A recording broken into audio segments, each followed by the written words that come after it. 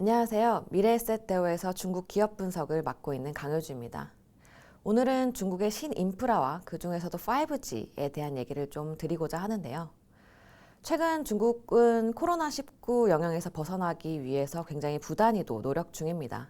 그 노력 중에서도 가장 큰 비중을 차지할 것으로 예상이 되는 게 신인프라이기 때문에 올해 중국 투자에 있어서 신인프라를 제외하고는 얘기가 어려운 상황이라고 생각을 합니다. 그렇다면 도대체 신인프라가 무엇이고 중국의 그 많은 인구를 두고 내수도 아니고 수출도 아니고 왜 하필 신인프라인지 얘기를 좀 해보도록 하겠습니다. 신인프라, 사실 어려운 개념은 아닙니다. 전통적인 인프라, 그러니까 도로를 깔고 철도를 깔고 이런 전통적인 인프라가 아니라 5G나 전기차, 데이터 센터 이런 것 같이 새로운 산업을 활성화하기 위한 근간이 되는 인프라를 모두 신인프라라고 합니다. 사실 이런 5G, 전기차 이런 것들 중국에서 열심히 하겠다라는 거 하루 이틀 얘기는 아니죠.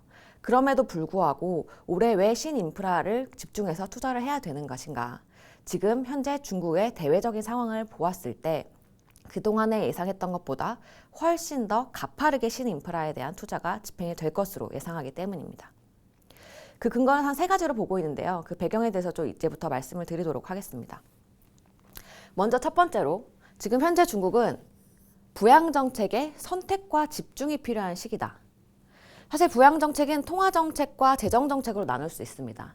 돈을 굉장히 많이 풀어서 소비자들에게 돈을 많이 쓰도록 유도를 시키는 통화정책, 그리고 돈을 쏟아 부어서 이러한 인프라 투자를 통해서 투자를 부양시키는 투자정책. 사실 소비가 가장 활성화되면 좋겠지만 지금 현재 전 세계적으로 코로나19 상황이 안정화되지 않은 상황에서 전염의 위험이 여전히 상존해 있죠. 이러한 상황에서 돈을 아무리 푼다고 하더라도 소비 경기가 얼마나 활성화될 수 있을 것인가에 대해서는 의문이 있는 것이 사실입니다. 특히나 중국 같은 경우에는 아직까지 데이터를 믿을 수 없다는 얘기가 많죠. 그렇기 때문에 통화 정책이 GDP를 얼마나 끌어올릴 수 있을 것인가에 대해서는 의문이 있는 상황이다. 그럼 투자는 어떤 것인가? 사실 투자야말로 아주 명확하게 GDP를 끌어올릴 수 있는 하나의 방편 중에 하나이죠. 이것이 08년도 금융위기 때도 똑같이 나타났었죠. 그때 당시에도 투자를 굉장히 끌어올리면서 GDP가 올라갔었던 그런 상황이 있습니다.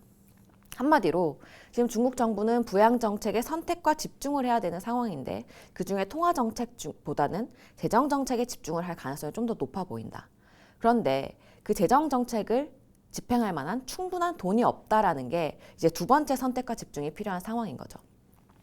사실 08년도 당시만 해도 중국은 정부가 굉장히 돈이 많은 상황이었어요. 그렇다 보니 철도건 도로건 항공이건 아무 때나 돈을 쏟아부어도 상관이 없는 상황이었다.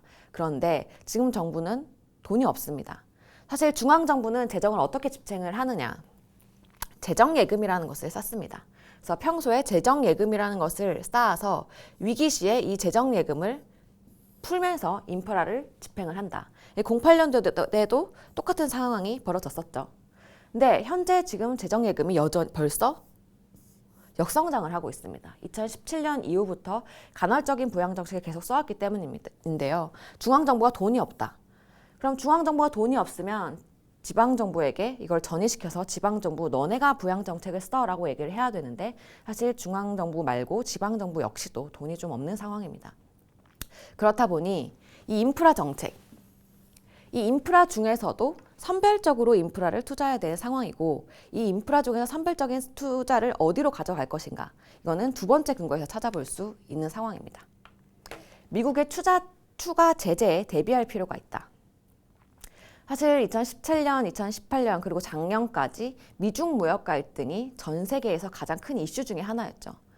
중국이 첨단 산업을 가져가는 것을 제재하기 위해서 미국이 중국에게 굉장히 많은 제재를 가했었고 중국은 굉장히 많은 피해를 입었었습니다. 가장 큰 피해를 입었던 게 어떤 제재였는가?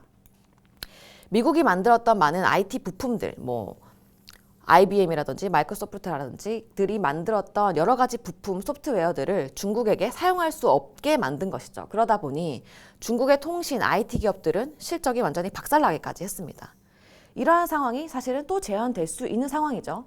코로나19가 어느 정도 안정되고 나면 결국에는 2차 무역 협상이 시작이 될 거고 중국 정부는 이러한 피해를 재현하지 않기 위해서 사실은 이러한 관련한 IT 부품 제재를 했던 것들을 모두 로컬, 중국 국산화를 시킬 필요가 있는 상황입니다. 한마디로 부양 정책 중에서도 재정 정책으로 집중이 될 텐데 이 재정 정책 중에서도 이런 부품을 국산화할 수 있는 부분으로 투자가 정부의 돈이 이어질 거다라는 거죠. 이게 훨씬 더 가속화될 수 있는 건 코로나19 때문입니다. 사실은 코로나19 사태가 굉장히 발생을 하면서 탈중국화 현상이 굉장히 가속화될 것으로 예상이 되는데요. 중국에서 생산과 유통 같은 게 완전히 멈추다 보니까 굉장히 많은 나라의 기업들이 중국에다 공장을 가지고 있었는데 그 기업들이 모두 중단이 되는 상황이 발생을 했죠. 그래서 중국이 문제가 됐었는데 이러한 경제 피해는 전 세계적으로 전부 다 힘든 상황이 되어버렸습니다. 그러다 보니 많은 나라, 많은 기업들이 중국에서 공장을 속속들이 빼나가야겠다라는 생각을 하고 있고 이러한 탈중국화 현상이 훨씬 더 가속화될 것으로 예상이 된다. 그러면 이때까지 중국을 먹여 살리고 있던 것이 사실은 수출과 제조업, 설비 투자 같은 애들인데 이런 애들이 점점 더 위축이 될 수 있음을 의미한다. 그럼 이 위축되는 것을 상쇄하기 위해서라도 새로운 산업에 훨씬 더 투자를 빨리 해야 되는 것이고 이렇기 때문에 사실은 첨단 산업 관련 신인프라 투자가 훨씬 더 가파르게 진행이 될 수 있다는 것입니다. 사실 앞서도 말씀드렸지만 신인프라는 그렇게 어려운 개념이 아니죠. 5G도 있고 첨단 산업도 있고 전기차도 있고 굉장히 많은데요. 사실 중국 정부는 딱 7개 항목을 이미 명확히 했습니다. 어렵지도 않아요. 5G, 전기차, 데이터 센터, 특고압, 교통 인프라 같은 것을 만들겠다. 근데 그 중에서 저는 5G에 가장 중점을 두어야 된다고 생각을 하고 있습니다. 전체 7개 항목 중에 거의 절반 이상이 통신 관련 인프라이고 사실 데이터 센터나 인공지능이나 산업 인터넷 같은 애들이 바탕이 되려면 5G가 깔려야지만 가능한 파생산업이기 때문에 결국에는 올해는 5G를 깔기 위해서 굉장한 노력이 이루어질 것이다 라고 생각을 하고 있습니다. 그럼 5G 투자를 어떻게 할 것인가? 사실 5G에 대한 투자 스토리는 아주 명확합니다. 한국의 OE 솔루션 아니면 KMW 같은 애들을 찾자라는 건데요. 작년에 한국의 OE 솔루션 KMW 같은 주가를 보면 한국에서 5G 굉장히 투자 붐이 일 거고 그렇기 때문에 관련한 통신 장비 그리고 소재 부품 애들이 주가가 굉장히 많이 올랐습니다. 저는 개인적으로 이러한 소재 장비 그리고 부품 애들이 주가가 오르려면 전방산업의 캐펙스 투자의 그로스가 속도가 가장 피크를 칠 때 이 기대감을 받아서 소재 부품 장비 기업들도 주가가 굉장히 빠르게 상승한다라고 생각을 합니다. 작년에 한국이 그런 상황이었고요. 아주 보수적으로 추산을 했을 때 한국의 작년 기지국, 우리나라의 5G 기지국 필요한 숫자가 한 30만 국 정도 됩니다. 근데 작년에 그중에 3분의 1인 10만 국이 설치가 되었어요. 그러니까 한마디로 성장 속도 측면에서는 작년에 피크를 쳤다. 이 피크를 친 것을 우리나라의 OE솔루션, KMW와 같은 이러한 소재 부품 장비 애들이 이 기대감을 받아서 주가가 7배, 10배씩 뛰었다라고 보면 됩니다. 그러면 중국은 이러한 그로스가 피크를 친 상황인가?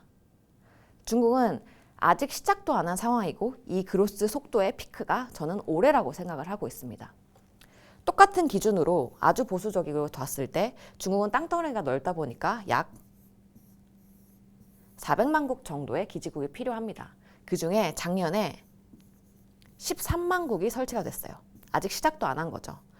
올해 그럼 몇만 국이 설치가 될 것인가? 올해는 통신 3사의 계획에 따르면 60만 국 이상은 충분히 설치가 될 수 있을 것 같다. 그러면 이 성장 속도 측면에서는 올해가 가장 피크가 될 수 있겠죠. 그러면 우리는 5G 투자에 있어서 중국의 OEM 솔루션, 중국의 KMW를 찾으면 된다라는 거예요. 한마디로 중국에서 가장 큰 비중을 차지하고 있고 그리고 중국에서 아주 유의미하게 수주를 낼 수 있는 통신 장비 그리고 이 통신 장비에 납품을 하는 소재 부품 애들을 찾으면 된다. 아마 중국의 통신 장비 기업들은 굉장히 익숙하실 거라고 생각을 합니다. 가장 많은 비중을 차지하고 있는 게 화웨이, 그 다음이 GT이죠. 굉장히 고무적인 것은 화웨이의 비중이 굉장히 올라가고 있다는 거예요. 사실 그동안에 중국에서의 화웨이의 점유율 한 45% 정도였는데 지금 통신 3사 중에서 가장 많은 기지국을 깔겠다고 하는 게 사실 차이나 모바일이거든요. 이 차이나 모바일은 올해 깔 예정인 기지국에 들어가는 통신 장비 기업을 모두 낙찰을 마쳤습니다. 지금 화웨이가 거의 60%, GT가 한 30%를 가져가면서 기존의 원래 화웨이나 GT 점유율보다 훨씬 더 많은 비중을 가져왔어요. 한마디로 에릭슨이나 DT 모바일 아니면 뭐 삼성, 노키아, 에릭슨 글로벌리 유명하고 글로벌리 어느 정도 산업의 점유율을 가지고 있는 기업들의 비중이 확실히 떨어지고 중국 기업들이 훨씬 더 빠르게 오를 가능성이 있다는 거죠. 이거는 차이나 모바일뿐만 아니라 앞으로 낙찰 결과가 나올 차이나 유니콤, 텔레콤도 마찬가지일 것으로 보입니다. 그럼 우리는 어쨌든 간에 화웨이가 가장 많은 비중을 차지하고 있기 때문에 화웨이에 투자를 하면 가장 좋겠으나 사실은 화웨이는 비상장이죠. 그럼 우리는 그 방편으로 화웨이의 밸류체인, 화웨이 통신 장비에 들어가 있는 소재 부품애들을 사면 나쁘지 않을 수 있겠다. 그래서 저는 화웨이의 매출 비중이 화웨이 향 매출 비중이 15% 이상이면서도 수급적으로 좀 원활할 수 있는 선후광통 종목에 투자를 하는 것이 어쩌면 안전한 투자처가 될 수 있고 성장률을 그대로 먹어갈 수 있다라고 판단을 하고 있습니다. 이 전체 표가 화웨이 밸류체인을 나타내는 표인데요. 그 중에서도 PCB 기업 2개 그리고 광모듈, 광통신 부품 기업 2개 이 4가지 종목을 관심 종목으로 유지를 하고 있습니다. 여기서 한 가지 의문점이 드실 수 있어요. 제가 최근에 가장 많이 듣는 문의가 어떤 것이냐면 사실 몇 주 전에 미국 정부가 GT를 다시 때린다라는 뉴스가 나온 바가 있죠. 그래서 미국 사법부가 다시 GT를 제재하게 되면은 다시 중국의 5G가 완전히 무너지는 것이 아니냐 이런 문의를 굉장히 많이 받고 있습니다. 먼저 결론부터 말씀드리자면 아직까지 그 GT의 그런 문제 때문에 5G, 중국의 5G 투자를 아예 배제하고 넘어가기는 어려운 상황이다. 너무 아깝다라고 판단을 하고 있어요. 왜냐하면 글로벌리 지금 전체 130만 곡 정도가 깔릴 것으로 예상이 되는데 그중에 60만 곡이면 절반이죠. 절반이 중국에다 깔릴 것으로 예상이 되는데 중국의 5G를 아예 놓치고 가기는 굉장히 아까운 상황이다. 그리고 GT 제재에 있어서도 첫 번째로 사실 GT는 지난 17년 이후부터 계속 제재를 받아오고 있었습니다. 지난 17년에 북한에 뭐 제품을 납품하니 마니 뭐 이런 문제 때문에 미국 사법부가 지난 3년간 본사에다가 사법부의 관리 감독인을 두고 계속 GT의 문제를 감독해 왔어요. 근데 이러한 상황에서 갑자기 중국이 해외 부패 방지법을 어겼다라고 하게 되면 사실 미국의 사법부의 관리 감독 능력에 대한 의문이 생길 수가 있겠죠. 그렇기 때문에 실제로 해외 부패 방지법을 어겼다라고 말하기까지 좀 어려운 상황이 되지 않을까라는 생각이 듭니다. 그럼에도 불구하고 만약에 GT가 제재를 받는다. 해외 부패 방지법에 걸려들어서 엄청나게 대규모의 벌금형이 내려졌다라고 생각을 하더라도 오히려 중국은 5G를 놓을 수 없기 때문에 GT보다 부품의 국산화가 먼저 훨씬 더 높은 수준으로 되어 있는 화웨이가 GT의 점유율을 가져갈 가능성이 훨씬 높다고 보고 있다. 그럼 GT의 문제 때문에 전체 5G에 흔들릴 수는 있겠으나 화웨이 같은 경우에는 훨씬 더 점유율이 빠르게 올라갈 수 있는 그런 기회가 될 수 있기 때문에 오히려 흔들리는 기회를 5G 관련한 종목의 매수 기회로 삼아야 된다라고 판단을 하고 있습니다. 그래서 이러한 썬난서키트, 호사전자, 광신가기, 화공가기 이 4가지 종목에 대해서 좀 관심을 가질 필요가 있다고 생각하는데요. 이 종목에 대해서 아주 간단하게만 좀 말씀을 드리도록 하겠습니다. 먼저 썬난서키트, PCB, 중국에서 PCB 강자예요. 통신 쪽 PCB 강자라고 보시면 되는데요. 화웨이에서 PCB를 가장 많이 납품하는 것이 이 썬난서키트고 2위가 아까 말씀드렸던 호사전자, 3위가 생략각이라는 기업입니다. 그중에 썬난서키트는 3G 때도 4G 때도 가장 많이 PCB를 납품했던 기업이고 이번 5G 때도 가장 많은 납품을 할 것으로 예상이 됩니다. 근데 가장 중요한 것은 PCB가 수요가 굉장히 늘어나는데 국산화를 할 수 있는 그 캐파가 있느냐가 가장 중요합니다. 수요는 계속 늘어나는데 공급이 딸려주지 않으면 사실은 매출이 올라갈 수 있는 한계가 있기 때문인데요. 이 썬난서키트 같은 경우에는 PCB 공장은 엄청나게 공격적으로 계속해서 캐파 증설을 하고 있었고 그렇기 때문에 이 PCB 공장인 난통 2공장이 올해 4분기부터 양산을 시작할 것으로 예상이 됩니다. 그래서 올해까지 PCB는 충분히 납품할 수 있고 내년에 100만 국 캐파까지도 충분히 납품할 수 있는 이런 캐파를 보유했다. 여기다가 매출 비중 70%는 PCB이지만 나머지 한 10% 정도는 패키징인데요. 반도체 패키징인데요. 중국에서 또 가장 크게 나오고 있는 얘기가 반도체 국산화죠. 반도체를 모두 국산화해서 반도체를 만드는 설계 그리고 파운드리, 패키징까지 모두 국산화시키겠다라는 게 중국 정부의 가장 최근 큰 목표입니다. 이 목표에 가장 부합할 수 있는 패키징 매출 부분도 있다는 것이 사실은 썬난서키트가 굉장히 안정적으로 성장할 수 있다라는 근거가 될 수 있겠죠. 사실 주가 같은 경우에는 벌써 작년 이후로 한 3배 정도가 올랐어요. 그래서 굉장히 좀 부담스럽다라고 하시는 분들이 많지만 사실 OE 솔루션 그리고 KMW 같은 애들이 작년에 7배, 10배씩 뛰었다는 것을 고려를 하면 사실 3배보다 훨씬 더 뛸 수 있는 기업이 아닌가라고 생각을 하고 있습니다. 이건 호사전자에도 마찬가지입니다. 호사전자 역시도 통신용 PCB가 한 70% 그리고 자동차용 PCB가 한 20% 되는 기업인데요.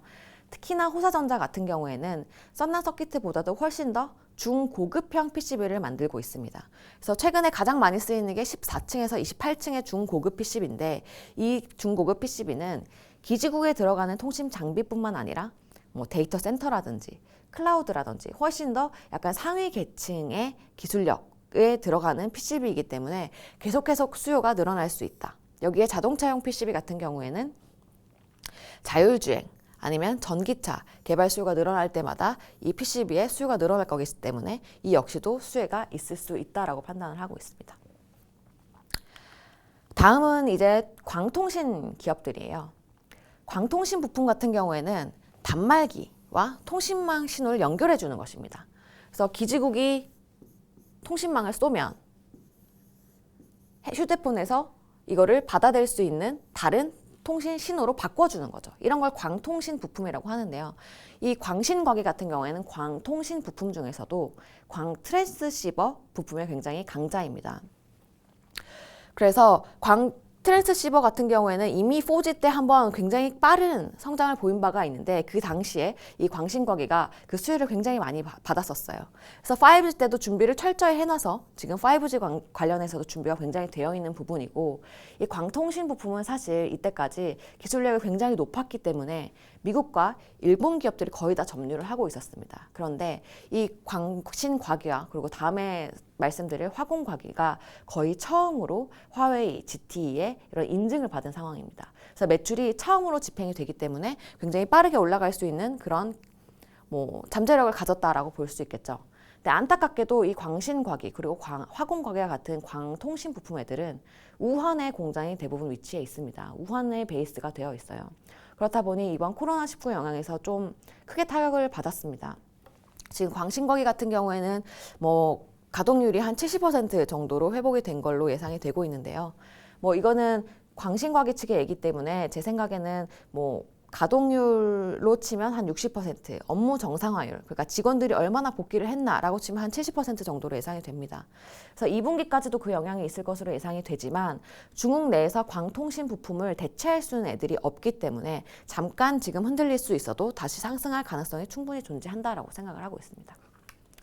화공과기도 마찬가지고요. 다만 화공과기 같은 경우에는 좀 더 긍정적인 것이 첫 번째로 광통신 부품도 있지만 레이저 장비도 있다라는 거. 중국의 레이저 장비 역시도 국산화 흐름의 가장 넘버원으로 얘기가 되고 있는 장비입니다. 이 레이저 장비는 어려운 것은 아닌데요. 만약에 애플 핸드폰을 만든다라고 하면 애플 로고를 그리거나 아니면 디스플레이를 동그랗게 자르거나 이런 것들이 다 레이저 장비를 이용해서 되는 것들입니다. 그래서 이 레이저 장비 역시도 사실은 그동안에 미국이나 유럽 기업들이 굉장히 독식을 하고 있었는데 중국의 기업들이 굉장히 중국 정부의 지원으로 지금 국산 레이저 장비들이 굉장히 점유율 많이 올라오고 있어요. 중국 전체 레이저 장비 시장 중에 화공과기 레이저 장비가 2위를 차지하고 있기 때문에 점유율이 훨씬 더 올라갈 가능성이 충분히 존재한다. 그래서 이 레이저 장비 공장들은 우한에 위치하고 있지 않기 때문에 그 역시도 굉장히 긍정적인 요인이다라고 볼 수 있겠고요. 화공과기는 광신과기랑은 조금 다르게 미리 코로나19 영향을 좀 대비해 왔어요.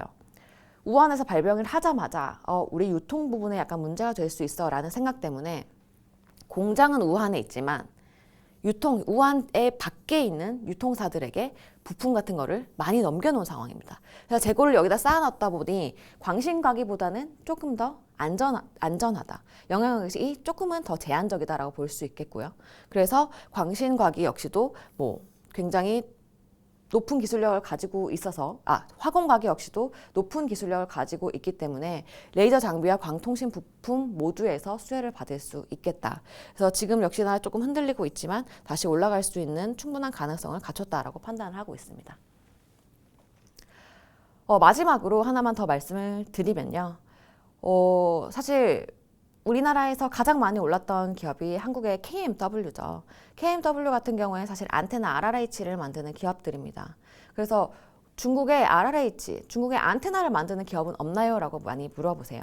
사실 앞에 표에서도 사실 RRH 안테나 만드는 기업들이 명시되어 있습니다. 그럼에도 불구하고 그 기업들을 최애 관심 종목으로 내세우지 않는 이유는 사실 우리나라는 AMW 같은 애들이 안테나나 RRH 사업을 거의 모조리 하고 있지만 중국은 화웨이나 ZTE가 자체적인 안테나 사업부를 가지고 있습니다. 그러다 보니 외부로 수주를 주기보다는 자체적으로 개발해서 자체적으로 부품을 생산 그리고 장착하는 경향이 굉장히 높기 때문에 중국에서는 안테나보다는 이런 PCB나 광통신 부품 쪽으로 투자를 하는 것이 훨씬 더 높은 수익률을 먹을 수 있는 하나의 방법이 될 수 있을 것 같습니다.